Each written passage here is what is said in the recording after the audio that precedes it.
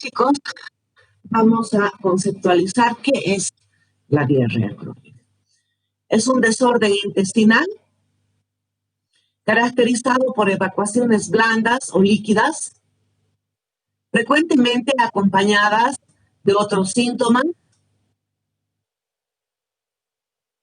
como molestias abdominales, dolores abdominales y o urgencia defecatoria.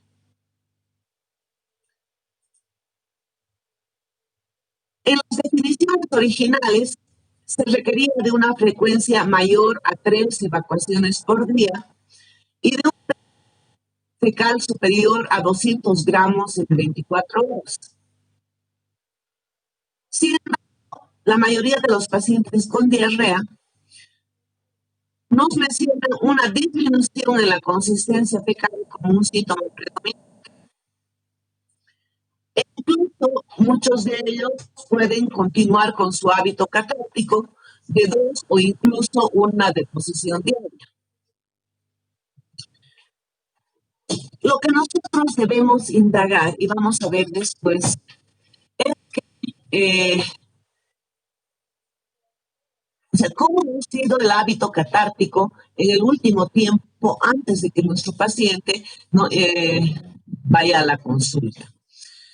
¿Cuándo ha cambiado su hábito catártico? Si el paciente, por ejemplo, defecaba 2 veces al día y hace una semana defeca 5 veces al día, entonces algo está pasando, ¿no es cierto? Estamos hablando de un cambio en el hábito catártico, de diarrea. Ahora bien, si esta diarrea se ha prolongado en el tiempo y el paciente tiene este cambio catártico en 30 días anteriores, entonces estamos hablando de una diarrea crónica. Y bueno, existen agentes como ser virus, bacterias, parásitos, que pueden ser los causantes de la diarrea crónica. Dentro de los parásitos, el más frecuente es la Giardia-labia, y dentro de las bacterias, la Escherichia coli enteroadherente, y también el Epiloides.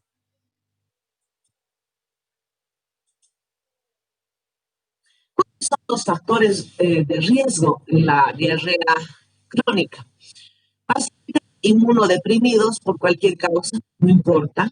Y en este grupo entran los niños porque tienen su sistema inmunológico inmaduro. Y entran los de la tercera edad porque tienen su sistema inmunológico en degeneración. Aparte de aquellos pacientes con enfermedades consultivas crónicas, pacientes que consumen o se administran drogas inmunosupresoras o pacientes con síndrome de inmunodeficiencia adquirida. Cirugías gastrointestinal previa. Si, por ejemplo, un paciente ha sido colectomizado por alguna circunstancia, no sé, una oclusión intestinal por un dolicocolon, un vólvulo, un fecaloma, un infarto de mesenterio, algo más serio, cirugía gastrointestinal breve.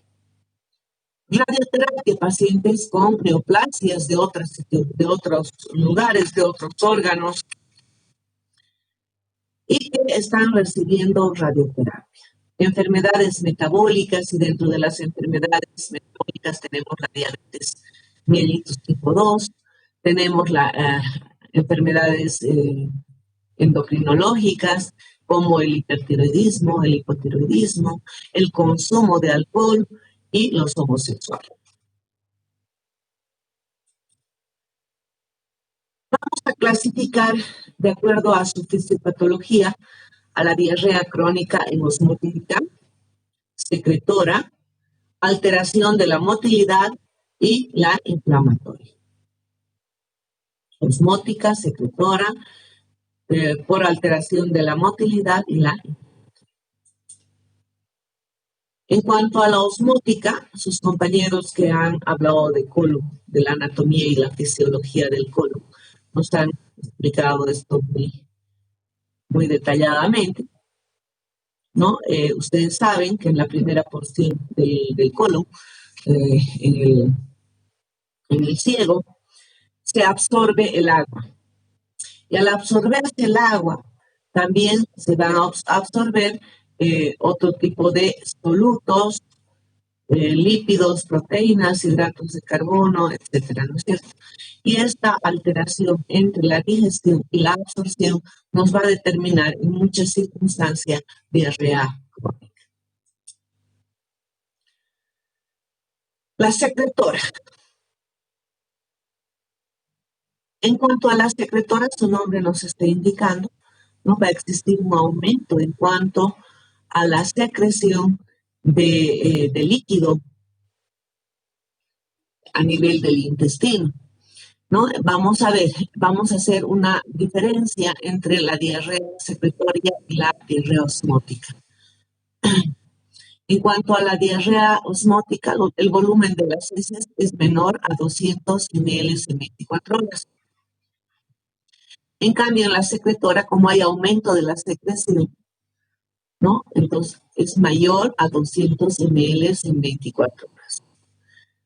La respuesta al ayuno, o sea, si nosotros disminuimos la dieta del paciente, por ejemplo, podemos darle una dieta líquida o una dieta carente de fibra, entonces la diarrea osmótica, ¿no? En la diarrea osmótica va a cesar las deposiciones. En cambio, en la diarrea secretora van a persistir las deposiciones de la dieta. En la diarrea osmótica, el sodio en heces es menor a 70 miliequivalentes. En la diarrea secretora, mayor a 70 miliequivalentes.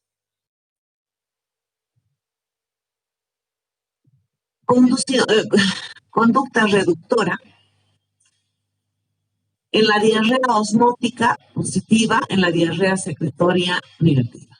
El pH en las heces, en la diarrea osmótica menor a 5 y en la secretora mayor a 6. Diarrea por alteración en la motilidad. Tenemos la disminución del sobrecrecimiento bacteriano y el aumento en la, un aumento en el déficit de absorción de líquidos. ¿Por qué tenemos una disminución en el sobrecrecimiento bacteriano? Generalmente la administración de algunos medicamentos barre la flora intestinal y al barrer la flora intestinal se produce este tipo de alteración de la motilidad. Y tenemos dentro de los medicamentos que producen esta alteración, se encuentran los antibióticos, ¿no es cierto? Y los que mayormente producen este sobrecrecimiento bacteriano son la vancomicina, la amoxicilina más ácido clavulánico, la levofloxacina, ¿no? Antibióticos, las cefalosporinas, que son muy utilizados actualmente en el medio. Y dentro de la inflamatoria, vamos a tener la etiología infecciosa, ¿no? y la etiología inmunológica. Dentro de la etiología infecciosa, vamos a tener como agentes infecciosos, ¿no? Virus, bacterias, parásitos. Dentro de la etiología inmunológica tenemos sustancias tóxicas, alteraciones vasculares y hay un grupo grande, ¿no? de etiología inflamatoria idiopática, que no sabemos por qué. ¿Cuáles van a ser los productos en la diarrea inflamatoria? Pacientes que tienen diarrea mucosa, abundante moco, pacientes que tienen disentería, ¿no? Presencia de sangre en la materia fecal, como por ejemplo la shigellosis o la Shigella flexneri, que tiene este tipo que produce este tipo de diarrea, o la amebiosis por la entamueba histolítica, ¿no? Y también alta tasa de proteínas. Bien, en cuanto a la fisiopatología, se va a producir una dismotilidad en toda diarrea por el aumento de agua intraluminal y aumento del peristaltismo, aumento de la motilidad, ¿no? Y como va a existir un aumento de la motilidad, un aumento del peristaltismo, no va a tener tiempo la materia fecal de deshidratarse, porque va a existir un tiempo insuficiente para la absorción. Y tenemos como causas, ya les había mencionado, el hipertiroidismo, el síndrome de intestino irritable, que hemos hablado como tema, la diabetes mellitus tipo 2. En la diabetes mellitus tipo 2, por algún motivo no estudiado actualmente, existen pacientes que cursan con dismotilidad, pero que en algunos de ellos hay aumento de la motilidad y en otros hilo. Algunos pacientes con diabetes mellitus, ¿no? Cursan con hilo y otros cursan con diarrea. No se sabe científicamente, he buscado varios artículos y no he podido encontrar, ¿no?, la causa para que algunos cursen con diarrea y otros más bien con constipación. Tumores como los carcinoides y alteraciones disautonómicas. Bien, aquí tenemos diferentes causas, podríamos decir, de los diferentes tipos de diarrea.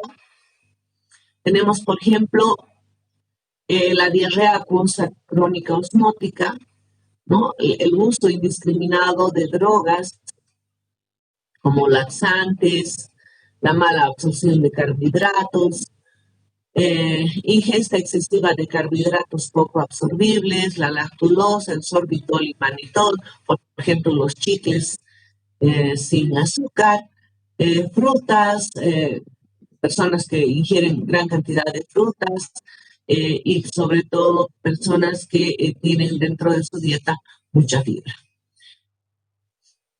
En cuanto a la secretora, la clorhidrorea congénita, enterotoxinas bacterianas, mala absorción de ácidos biliares, el síndrome de intestino irritable, la enfermedad inflamatoria crónica intestinal, colitis, enfermedad de Crohn, etc.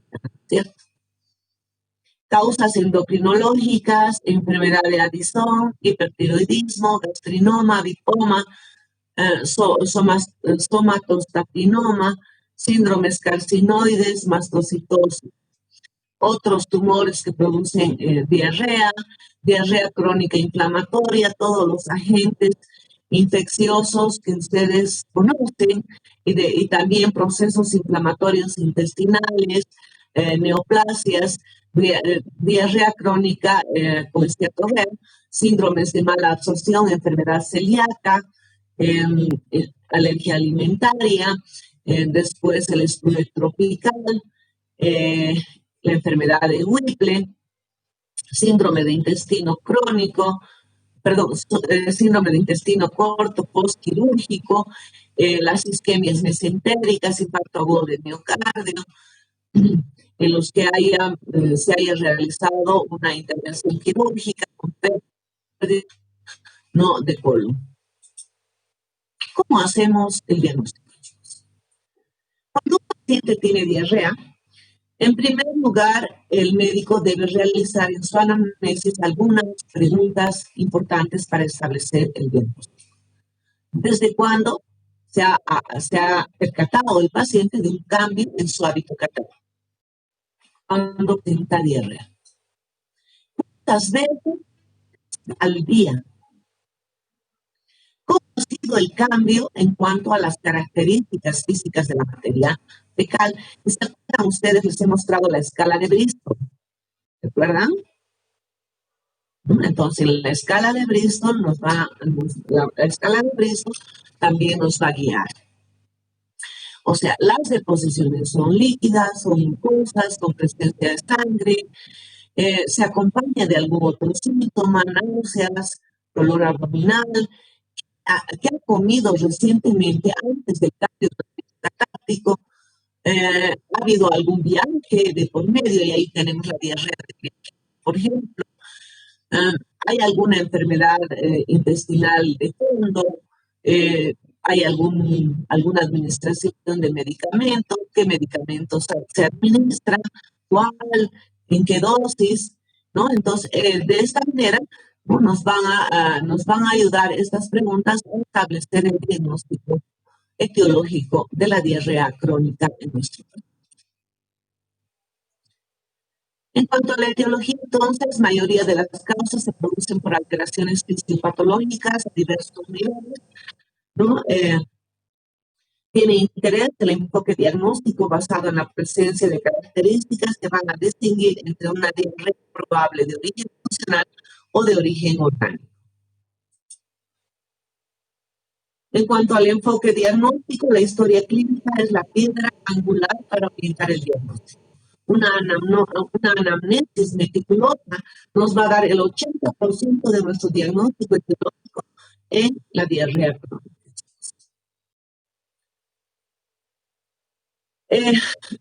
Tenemos que establecer si la diarrea crónica en nuestro paciente es de origen funcional o es de origen orgánico. También tenemos que ver la ubicación del trastorno que ha provocado esa diarrea. ¿Es de intestino delgado el trastorno o es relativo al intestino grueso?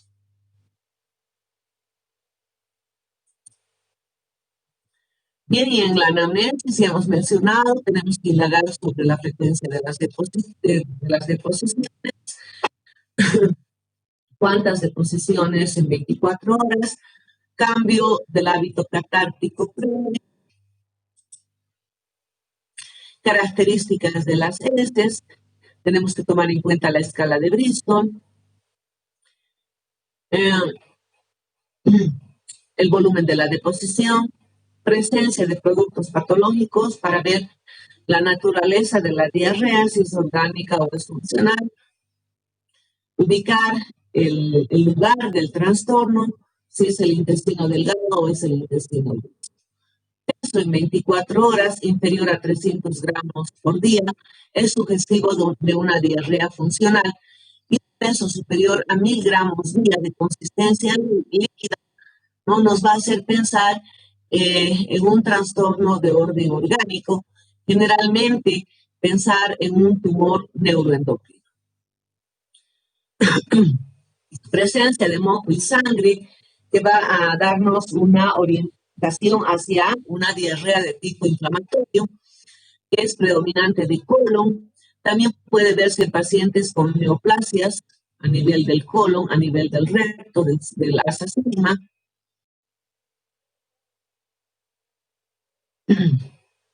También tenemos que tomar en cuenta otras patologías dependiendo de la cantidad de la sangre, del moco que el paciente nos refiera que está eliminando. Por ejemplo, podemos pensar en los pólipos, ¿no? Colónicos y dentro de los pólipos, los adenomas vellosos de recto sigma. Heces pastosas, voluminosas, de coloración amarillenta, brillantes, que dejan un halo aceitoso a su alrededor, que flotan en el inodoro, sugieren la pérdida de grasa en la materia, o la presencia, perdón, de grasa en la materia fecal, lo que conocemos como esteatorrea. Y vamos a asociar a un síndrome de mala absorción o podemos asociar a algún tipo de agentes como, por ejemplo, parasitarios y dentro de estos la Yardia lambda. Heces acuosas y de gran volumen sugieren un origen en intestino delgado o en colon proximal. Heces semilíquidas de pequeño volumen, generalmente acompañadas de tenesmo, nos va a señalar un origen de colon izquierdo y de recto. El curso de la diarrea es importante indagar si es una diarrea continua o si es intermitente. Ambas pueden verse tanto en diarreas funcionales como en orgánicas. se debe interrogar acerca de las circunstancias que aumentan la diarrea o que disminuyen la frecuencia de las deposiciones. Por ejemplo, como la ingesta de sustancias osmóticas, bebidas con cafeína, fármacos o situaciones de estrés emocional. Para pensar en el síndrome de intestino irritable, por ejemplo. Tenemos como síntomas asociados fiebre, pérdida de peso, estomatitis aftosa, uveitis, eritema nodoso, pioderma gangrenoso, sobre todo pensando en la enfermedad inflamatoria intestinal. La fiebre y la pérdida de peso en la enfermedad inflamatoria intestinal, estamos hablando de la colitis ulcerosa, estamos hablando de la enfermedad. Les hago recuerdo simplemente porque ustedes tienen que saber, ¿no es cierto? Linfoma, enfermedad de Whipple, tuberculosis, amebiosis, infecciones o neoplasias. Artralgias, artritis, enfermedad inflamatoria intestinal, el linfoma y la enfermedad de Whipple. Factores epidemiológicos, antecedentes de un viaje reciente, procedencia urbana o rural, la profesión o la ocupación de nuestro paciente, por ejemplo, nosotros, personal de salud, personal que trabaja en escuelas, en guarderías, en mataderos, preferencias sexuales, y aquí hablamos de los homosexuales, ¿no? Que van a presentar mayor riesgo de enfermedades infecciosas, por ejemplo, proctitis asociada a gonorrea, clamidia, sífilis, amebiosis, isosporosis. Relaciones promiscuas van a constituir un factor de riesgo del síndrome de inmunodeficiencia adquirida, que puede ser la causa tranquilamente de una enfermedad diarreica crónica. Ingesta de alcohol, consumo habitual de fármacos. Aquí, por ejemplo, entran el omeprazol. El omeprazol es un bloqueante de la bomba de protones, ¿se acuerdan ustedes? Pero lamentablemente el paciente a veces siente pirosis o dolor abdominal, va a la farmacia y se compra. Y en la farmacia le venden sin receta médica. O va a la farmacia, hace una consulta muy rápida, y lo que hace la farmacéutica es ofrecerle bloqueadores de bomba. Los bloqueadores de bomba, chicos, tienen como efecto adverso precisamente el aumento del peristaltismo. Y al haber aumento del peristaltismo intestinal, entonces la materia fecal no va a llegar a deshidratarse y vamos a tener diarrea. Uso ilícito de drogas, la cocaína, que es un factor importante de colitis sistémica. La relación de la diarrea con la ingesta, el ayuno y el sueño. Relación con la ingesta de algunos alimentos como los lácteos, las frutas, alimentos dietéticos sin azúcar, ¿no? Que pueden causar diarrea osmótica. Aparición de diarrea tras la ingesta de alimentos potencialmente alergénicos, y ahí están los frutos secos, el maní, la almendra, o también los mariscos, pescados, etc. Diarrea que cede con el ayuno sugiere un origen osmótico. Antecedentes patológicos, ya hemos hablado, cirugías gastrointestinales previas, radioterapia, enfermedades endocrino-metabólicas, ya hemos hablado de la diabetes mellitus y de las alteraciones de la tiroides, ya sea hipertiroidismo o hipotiroidismo. El examen físico en el paciente con diarrea crónica. Tenemos que ver el estado de hidratación, importante. ¿Por qué? Porque está perdiendo agua. Y al perder agua, lamentablemente, está perdiendo electrolitos. Y esto puede determinar, chicos, un círculo vicioso. Los pacientes que por mucho tiempo, 6 meses, 1 año, ¿no? De forma intermitente, pero acusan diarrea crónica. Para esto vamos a acordarnos de la semiología, ver la turgencia de la piel, vamos a hacer el signo del pliegue, que ustedes lo conocen, ¿no? Y ver en qué tiempo este signo del pliegue desaparece. También el estado de nutrición de nuestro paciente es importante. La hipotensión ortostática Es un rasgo de neuropatía autónoma a menudo asociada a diabetes. Pacientes que pierden el equilibrio, que sufren una lipotimia al cambio brusco de exploración de la tiroides puede descubrir bocio que podría estar implicado en la patogénesis de la diarrea por enfermedad tiroidea. En cuanto a la enfermedad tiroidea, chicos, el hipertiroidismo generalmente va, em, va a ir, va a acompañarse de hipermotilidad a nivel del intestino y por lo tanto diarrea. En cambio, el hipotiroidismo generalmente cursa con constipación. Adenopatías múltiples y artropatías sugieren enfermedad de Gürtel. Presencia de flushing obliga a considerar la posibilidad de un tumor carcinoide. Flushing es la sofocación que el paciente de repente siente y además hiperemia a nivel del rostro, ¿cierto? Como si estuviera en la época de la menopausia, pero la causa de este flushing generalmente se da por tumor carcinoide, carcinoma medular de tiroides o un linfoma. Aftas bucales, epiescleritis, eritema nodoso, pioderma gangrenoso se asocia a la enfermedad inflamatoria intestinal, colitis ulcerosa o enfermedad de Crohn. Más palpable en el abdomen debe sugerir neoplasia, enfermedad de Crohn, tuberculosis y enfermedad de inspección del ano puede descubrir manifestaciones perianales típicas de la enfermedad inflamatoria intestinal, fisuras, abscesos, fístulas, sobre todo en la enfermedad de Crohn. El tacto rectal con especial atención, ¿no?, a la continencia de esfínteres. Y bueno, en la tercera edad es muy frecuente, ¿no?, la hipotonía del esfínter anal, lo que determina alteración en la frecuencia, sobre todo de la catarsis y bueno, el manejo del esfínter anal de forma voluntaria.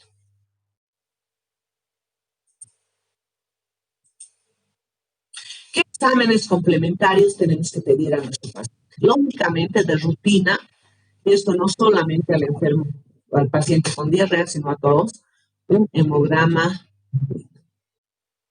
En el hemograma completo, si es que se trata de una diarrea crónica inflamatoria, vamos a tener leucocitosis y vamos a tener desviación a la izquierda. La BCG va a estar acelerada. La PCR va a estar aumentada, especialmente en aquellos pacientes que tienen procesos de base, ¿no?, autoinmunes, como por ejemplo una colitis ulcerosa, una enfermedad de Crohn, pero que se va a acompañar de artritis, uveitis, etcétera. Un ionograma, donde vamos a pedir sobre todo sodio, cloro y potasio. ¿Por qué sodio, cloro y potasio? O sea, porque son, ¿no?, los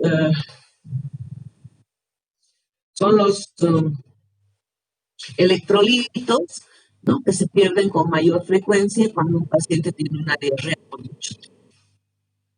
Calcio, fósforo, función renal, tenemos que pedir urea y creatinina, no se olviden, función renal en todo paciente con diarrea crónica. ¿Por qué?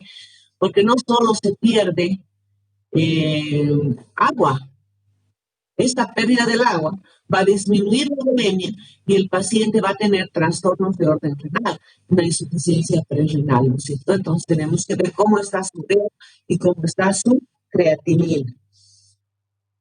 Hepatograma, proteínas totales y sobre todo la albúmina, colesterol, función tiroidea, T3, T4, TSH, para ver si nuestro paciente tiene un hipotiroidismo, tiene un hipertiroidismo. Estudios microbiológicos en este, coprocultivo, coproparasitológico seriado por 3, determinación en heces de la toxina del Clostridium difficile. Con la historia clínica, el examen físico, el examen de laboratorio y los exámenes microbiológicos, se debe establecer una orientación inicial y clasificar al paciente en dos grandes grupos: diarrea crónica con características sugerentes de origen funcional o diarrea crónica con características sugerentes de organicidad. Vale decir, hay un trastorno orgánico, orgánico estructural, o es un trastorno de orden funcional. Diarrea crónica funcional. Hay ausencia de síntomas o signos de alarma,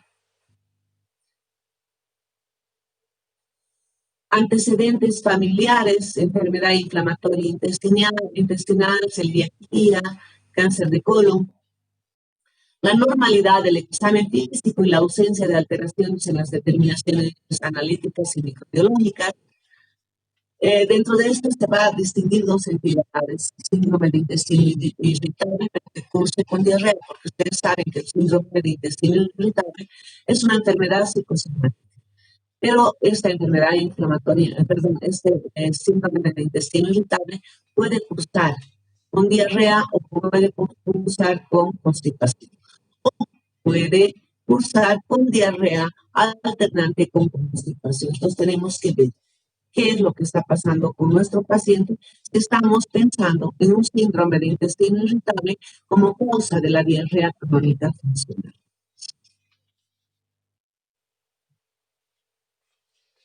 Y la diarrea funcional como tal,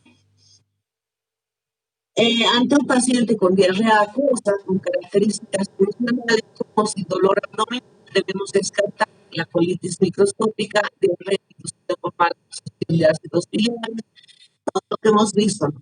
Intolerancia a la lactosa, celiaquía, tenemos que ver síndrome de mala absorción, alergia alimentaria, que hemos visto. Descartar enfermedad celíaca, excluir colitis microscópica, colágeno linfocítica. La colitis microscópica va a afectar a pacientes de cualquier edad, pero más frecuente en pacientes mayores de 50 años, que es muy poco frecuente.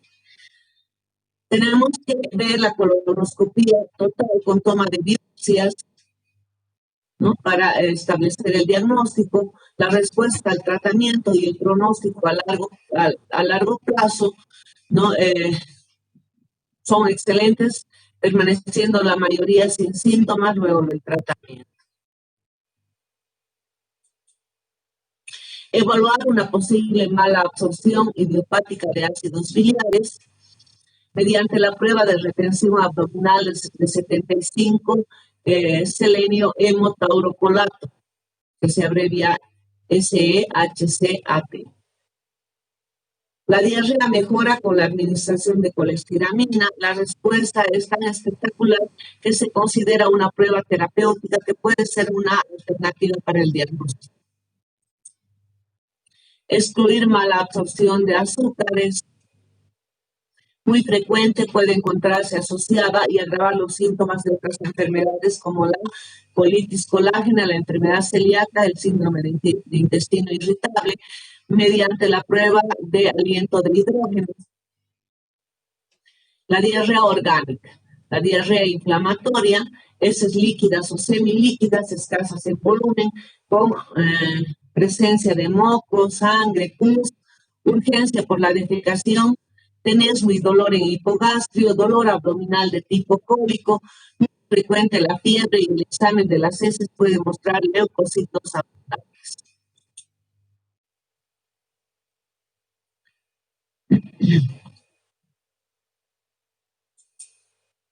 Mala absorción, mala digestión, heces voluminosas, líquidas, pastosas, brillantes, que flotan en el inodoro, generalmente acompañadas de dolor cólico periumbilical y pérdida de peso progresiva. Con frecuencia el enfermo se va a quejar de meteorismo, de borborismos y también como de posesiones explosivas.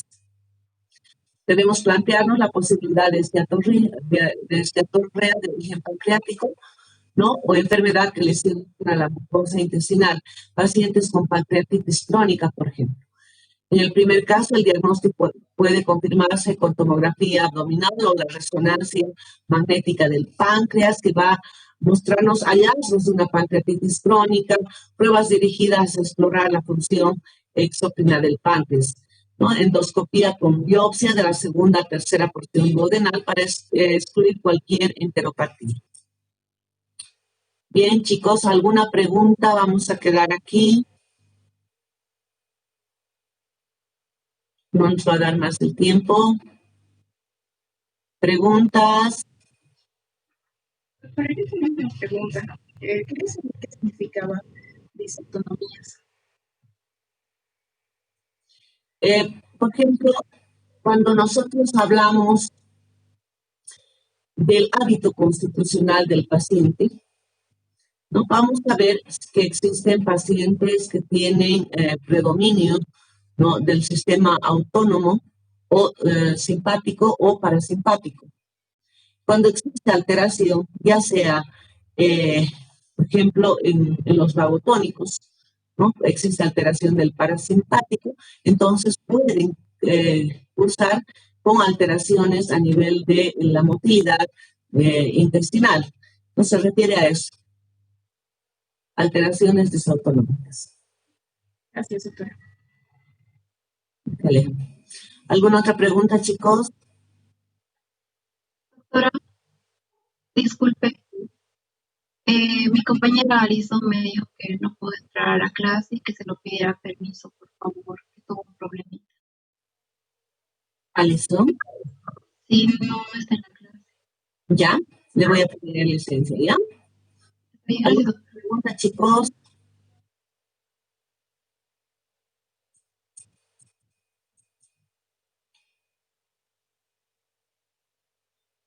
Bien, chicos, nos vemos el día viernes. Hasta luego. Que tengan buena noche. Hasta luego, doctora.